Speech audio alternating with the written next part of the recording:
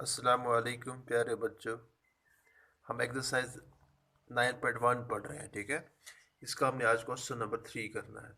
Question 3 is right the statement right the statement for the following equations. यानी हम question number 2 में हमने हमारे पास स्टेटमेंट्स थे, हमने उनको बनाना था एक्सप्रेशन, ठीक है, सॉरी इक्वेशन बनानी थी। लेकिन क्वेश्चन नंबर 3 में हमारे पास इक्वेशन है और हमने इसको स्टेटमेंट बनाना है, ठीक है, मैथमेटिकल स्टेटमेंट हमने बनाना है, अलजेब्रिक स्टेटमेंट। तो यहाँ पे अगर आप देखेंगे इन जो फर्स्ट पार्ट है, it is 7x 3x plus 7 equal to 5, ठीक है, यानी इक्वेशन है। तो इसको हम लिख सकते हैं thrice the number, three times the number, ऐसा भी लिख सकते हैं। 3 इंटू एक्स है ना, तो thrice thrice mean 3 times, thrice the number x added with 7। अगर हम इसको ऐड 7 कर रहे हैं गिव्स 5, तो हमें 5 मिलता है, ठीक है।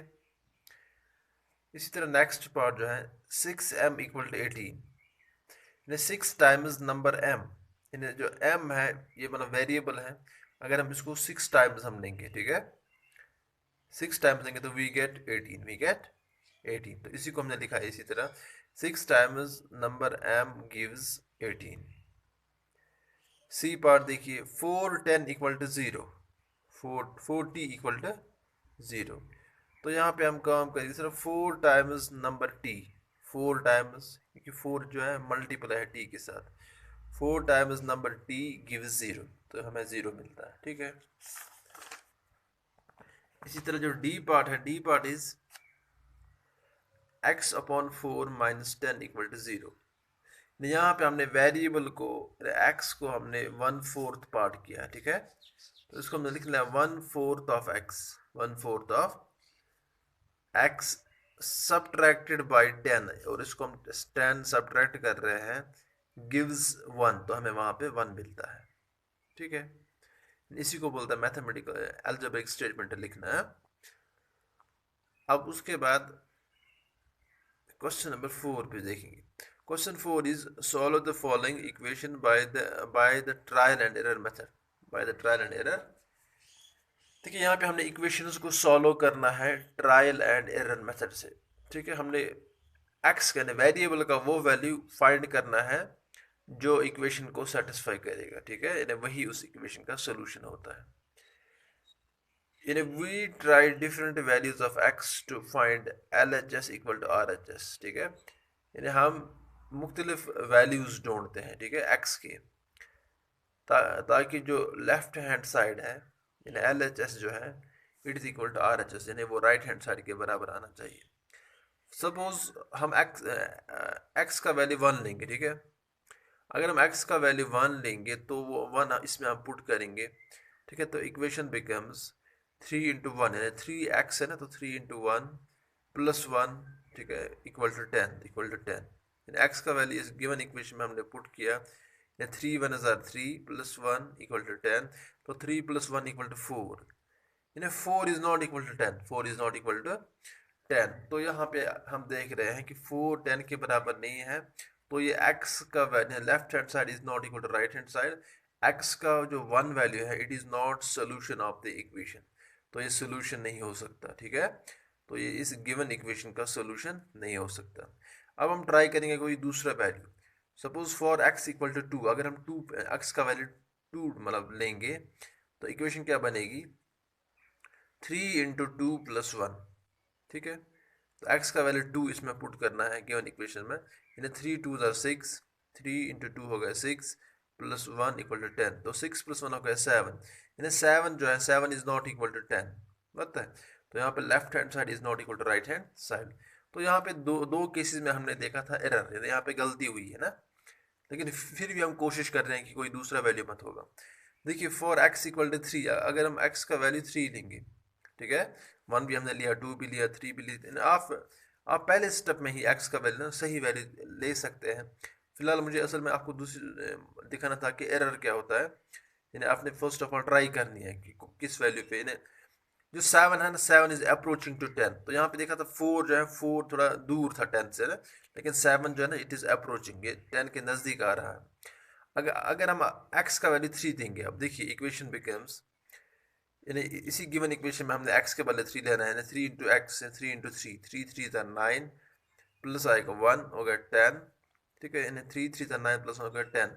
तो यहाँ पे ना 10 इज इक्वल टू 10, यानी left hand side is equal to right hand side, यानी x का ये वैल्यू, ठीक है, x का जो 3 हमने वैल्यू लिया था, यानी इस 3 ने इक्वेशन को सेटिस्फाई किया, तो यही वैल्यू, ठीक है, तो solution of the given equation is 3। तो जो x का ये 3 वैल्यू है यही इस इक्वेशन का सोल्यूशन है, क्योंकि इसने इक्वेशन को सेटिस्फाई किया, यानी इसका वैल्यू डालने के बाद हमें लेफ्ट हैंड साइड निकला बराबर राइट हैंड साइड को। इसी तरह by the way second part 4y equal to 20, यहाँ पे गिवन इक्वेशन में हमने y का वैल्यू लेना है, ठीक है। सब अगर हम y के बदले 1 लेंगे, 4 1 हज़ार 4, जो 4 है 4 इज नॉट इक्वल टू 20, तो 4 सोल्यूशन हो ही नहीं सकता है इस इक्वेशन का, ठीक है। इसी तरह अगर हम 4 2 हज़ार 8 तो वो भी नहीं होगा, ठीक है। अगर y के बदले 2 लेंगे तो वो भी नहीं है। इसी तरह सपोज हमने y का वैल्यू 5 लिया है, 4 5 हज़ार 20, तो इक्वेशन क्या बनेगी, 4 इंटू 5 इक्वल टू 20, तो यहाँ 20 सीधा नीचे आएगा। तो यहाँ पे left hand side equal to right hand side, तो y का जो 5 वैल्यू है, यानी y equal to 5, it is the solution of the equation. तो ये गिवन इक्वेशन का सोल्यूशन है। By the way C part आपके लिए होम असाइनमेंट रहेगा, वो आपने करना है खुद, ठीक है। अब हम क्वेश्चन नंबर 5 पे जाएंगे।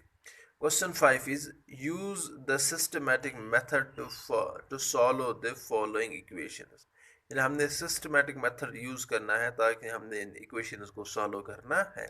देखिए बेटा, सिस्टमैटिक मेथड में हम क्या करते हैं, सिस्टमैटिक मेथड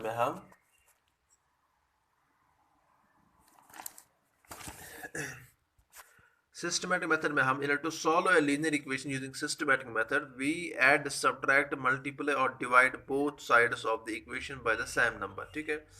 यानी हमने गिवन इक्वेशन, जैसे कि हमारे पास जो वेरिएबल होता है ना, यहाँ पे वेरिएबल z है, z है ना, तो z के साथ हमारे पास यानी 3 जो है मल्टीप्लाई है और 12 जो है ये ऐड है। तो पहले स्टेप में हमने इस 12 को ख़त्म करना है, ठीक है, यानी हमने रिमूव करना है, एलिमिनेट करना है। फर्स्ट ऑफ ऑल हमने 12 को रिमूव करना है, उसके बाद हमने 3 को ख़त्म करना है, ताकि जो z है z हमें अकेला मिलेगा, ठीक है, फिर उसका वैल्यू वही होगा। ठीक है, फर्स्ट ऑफ ऑल 12 जो है 12 3z के साथ प्लस है ना, तो इस 12 को ख़त्म करने के लिए हमने सब्ट्रैक्ट करना है 12 ऑन बोथ साइड्स, यानी इस साइड भी -12 करना है और इस साइड भी -12 करना है, ठीक है। तो यहाँ पे स्टेप फर्स्ट में हमने क्या किया, सब्ट्रैक्ट 12 फ्रॉम बोथ साइड्स, यानी हमने 12 को इन्हें सब्ट्रैक्ट किया, यानी इस साइड से भी, लेफ्ट हैंड साइड से भी और राइट हैंड साइड से भी। तो यहाँ पे 3z प्लस 12 -12 इक्वल टू 15 -12, ठीक है। तो यहाँ पे 12 पॉजिटिव है और 12 नेगेटिव, तो ये दोनों खत्म होंगे, ठीक है, यानी 12 पॉजिटिव एंड 12 नेगेटिव खत्म हो गया। तो यहाँ पे हमें 3z मिला, 3z इक्वल टू, तो यहाँ 15 -12 इज 3, ठीक है। उसके बाद जो z है, z के साथ हमें 3 यहाँ पे रहता है। अब इस 3 को ख़त्म करने के लिए, जो 3 है ये मल्टीपल है z के साथ, इसको ख़त्म करने के लिए हमने यहाँ पे डिवाइड करना है 3 ऑन बोथ साइड्स, ठीक है, ताकि 3 और 3 कैंसिल होगा, यानी डिवाइड 3 ऑन बोथ साइड्स, यानी 3z अपॉन 3, तो यहाँ भी 3 अपॉन 3, तो 3 1 जा 3 1 जा 3, यानी 3 3 खत्म हो गया। तो यहाँ पे z इज इक्वल टू 3/3, यानी वो 1 है, ठीक है। Ratio of the same numbers that is 1, 3 1 हज़ार 3 3 1 हज़ार, तो यहाँ पे z का वैल्यू 1 मिला, ठीक है, z का वैल्यू 1 मिला, यानी इसी को बोलते हैं इक्वेशन, मतलब को सॉल्व करना बाय सिस्टमैटिक मेथड, ठीक है। इसी तरह बाय द वे दूसरा पार्ट जो है, second part is 5 minus b/3 equal to 2, यहाँ पे जो वेरिएबल है वो b है, ठीक है, और इस b के साथ हमारे पास यानी 3 एक नंबर है और 5 जो है दूसरा नंबर है, लेकिन 5 जो है ये -b/3 के साथ ऐड है और 3 जो है 3 डिवाइड है b को, ठीक है।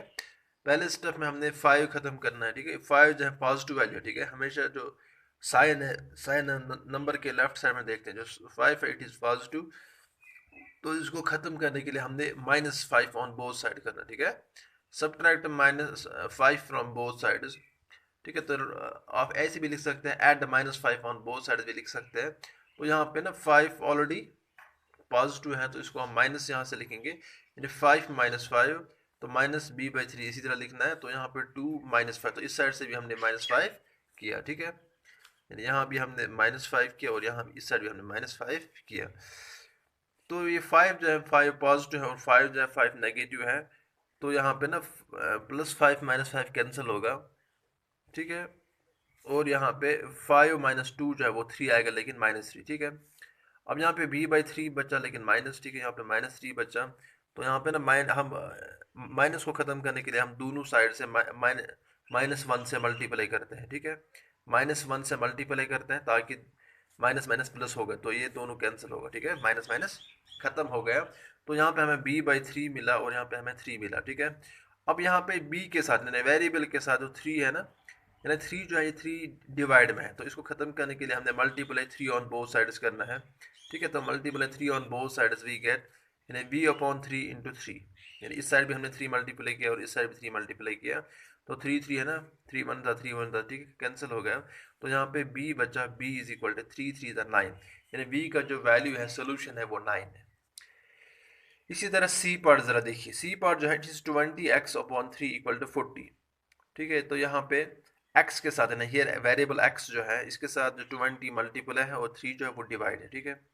तो फर्स्ट ऑफ ऑल हमने इस डिवाइड वाले को ख़त्म करेंगे, यानी यहाँ पे डिवाइड में 3 है, तो इस 3 को ख़त्म करने के लिए हमने मल्टीप्लाई 3 ऑन बोथ साइड्स, यानी इस साइड से भी लेफ्ट हैंड साइड को भी 3 से मल्टीप्लाई करना है और राइट हैंड साइड को भी 3 से मल्टीप्लाई करना है।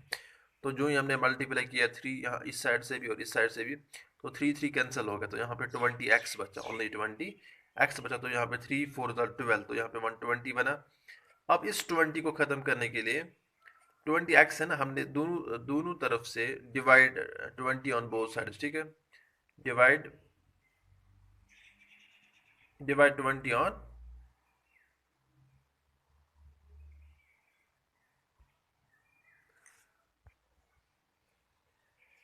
यानी हमने इस 20x को भी किया डिवाइड बाई 20 और इसको भी 20 से डिवाइड किया, ठीक है। यानी x का 20 कैंसिल हो गया क्योंकि न्यूमरेटर में और डिनोमिनेटर दोनों खत्म हो गए। तो यहाँ पे ना 120/20 0 0 कैंसिल, वहाँ पे 12/2 यानी 12 का हाफ, 12/2 यानी 2 1 2 2 6 12। तो यहाँ पे x का वैल्यू 6 मिलता है, ठीक है। जो x का जो 6 वैल्यू है यही सोल्यूशन है, गिवन इक्वेशन का सोल्यूशन है। इसी तरह बाय द वे जो बाकी पेंडिंग पार्ट्स हैं, ठीक है, पार्ट नंबर सी यानी सी से लेके आई तक, ठीक है, डी से लेके आई तक जो पार्ट्स हैं वो आपके लिए होम असाइनमेंट रहेंगे। चलो, मुझे उम्मीद है कि आप वो सारे पार्ट्स करेंगे, कोशिश करेंगे है? और मुझे दिखाएंगे और मुझे सेंड करेंगे ताकि मुझे पता चलेगा कि कौन बच्चा मेहनत करता है, ठीक है। चलो, it is enough for today, खुदा हाफिज़।